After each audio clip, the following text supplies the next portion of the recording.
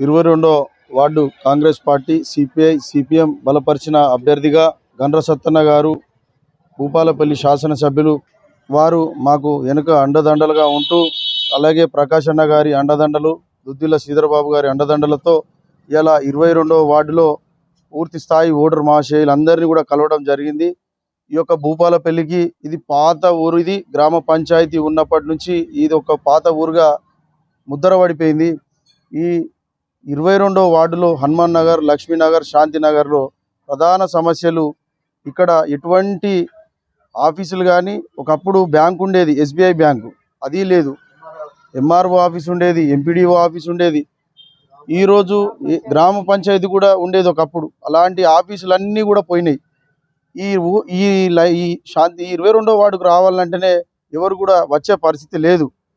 ఇక్కడుండి బయటి బీసీ కాలనీకి, రెడ్డి కాలనీకి పోయే పరిస్థితి ఉంది. ఇక్కడున్న కాలనీ వాసులు అభివృద్ధికి ఆమడ దూరంలో ఉంది.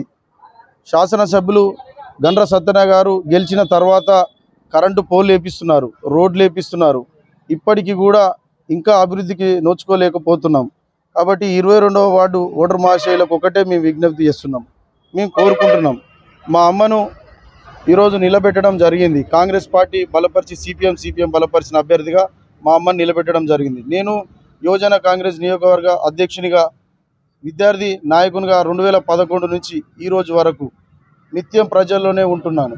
2019-20లో కౌన్సిలర్గా పోటీ చేసి ఓడిపోయినాం అతి తక్కువ ఓట్లతో.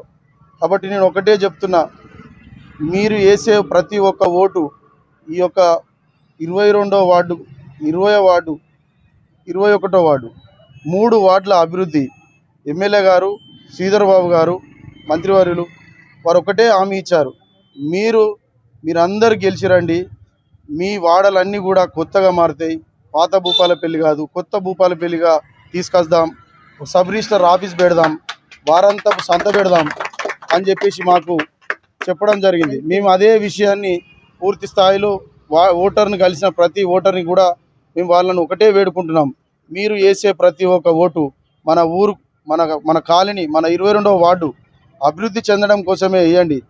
వేరే వాళ్ళకి వేస్తే ఇంకా అట్టడుగునకు పోతా తప్పితే ఇక్కడ ఏమి కూడా అభివృద్ధికి నోచుకోదు. ఇప్పటికే చాలా నష్టపోయినాం, ఇంకా కూడా నష్టపోవద్దు.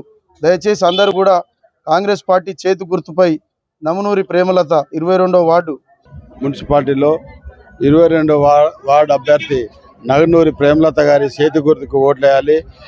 ఈరోజు లాస్ట్ కనుక 22వ వార్డులో ప్రతి ఇంటింటికి తిరిగితే ఖచ్చితంగా నగనూరి ప్రేమలత గారికి ఓట్లు వేస్తామంటారు. ఎందుకంటే ఇక్కడ ప్రభుత్వంలో ఉన్న వాళ్ళే పనిచేస్తారు.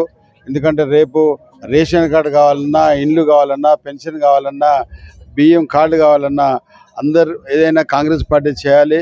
ప్రభుత్వం 10 సంవత్సరాల నుండి వాళ్ళు చేసింది ఏం లేదు కనుక ఖచ్చితంగా నగనూరి ప్రేమలత గారికి చేతి గుర్తుపైన ఓట్లు వేస్తామని చెప్పారు. ఎందుకంటే మేము కాంగ్రెస్ పార్టీ పక్షంలో చెప్తున్నాం, 3 సంవత్సరాలుగా కాంగ్రెస్ పార్టీ రాష్ట్రంలో ఉంటుంది, ఈ మున్సిపాలిటీలో కూడా ఉంటాం కనుక ఖచ్చితంగా ఎమ్మెల్యే నిన్ననే ముఖ్యమంత్రి గారు కూడా వచ్చి చెప్పడం జరిగింది కనుక దయచేసి అందరు గమనించాలి. ఇలా టీఆర్ఎస్ లేదు, బీజేపీ లేదు కనుక ఏం చేసేది ఏం లేదు. ఏదన్నా మనమే కాంగ్రెస్ పార్టీ పక్షంలో ప్రేమలత గారే మీ వార్డు పరంగా చేయించాలి కనుక అందరు గ్రహించి ఇలా చేతి గుర్తుకు ఓట్లేసి గెలిపేయాలని కోరుతున్నాను.